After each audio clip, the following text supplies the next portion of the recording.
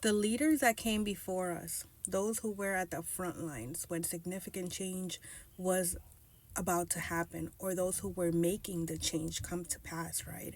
And those who continue to teach the knowledge, and to teach the knowledge of self first and foremost, because the true wealth is in knowing thyself.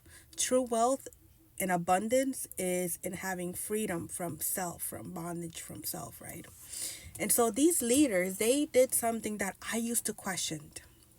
I used to question, why did we have to go back to the 1800s, the 1700s? Why did we always have to speak about racism and what was done? And then I realized why.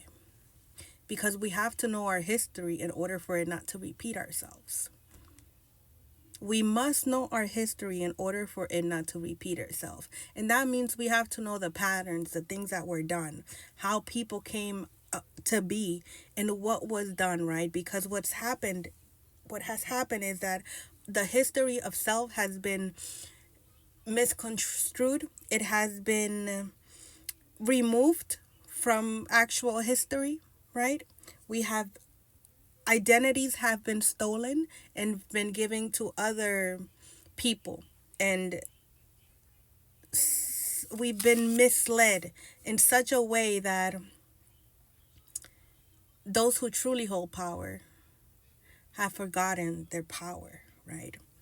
And so it's important that we always go back and look at the tricks of the enemy, because they don't come in looking to kill and destroy at first.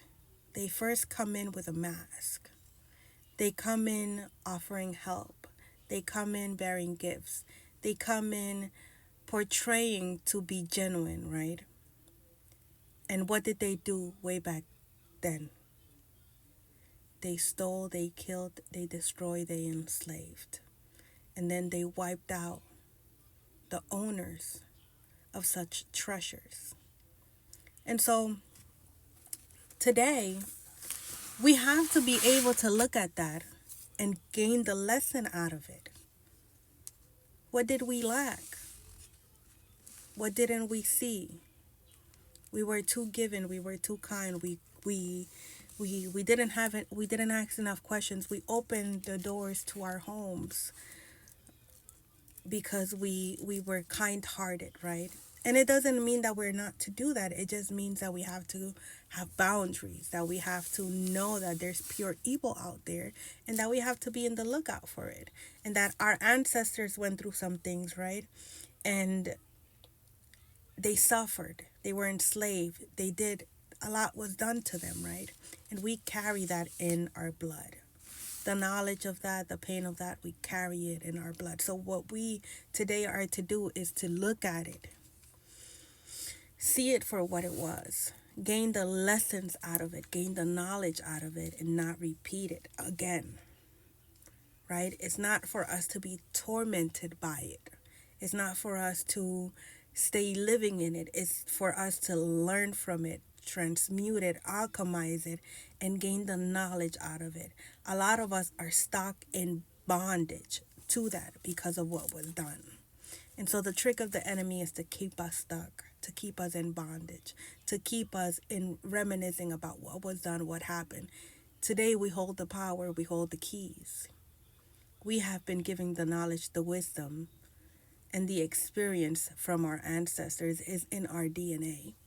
Part of the healing journey allows us to tap into that, to heal, to rise above it, and to know truth for ourselves, to reclaim our power, to reclaim that wisdom. And our power is not in how strong do we physically look, how loud we could be, who can we beat up, how much money we have, what are we wearing, what are we driving, where are we living. That's not where our power stems.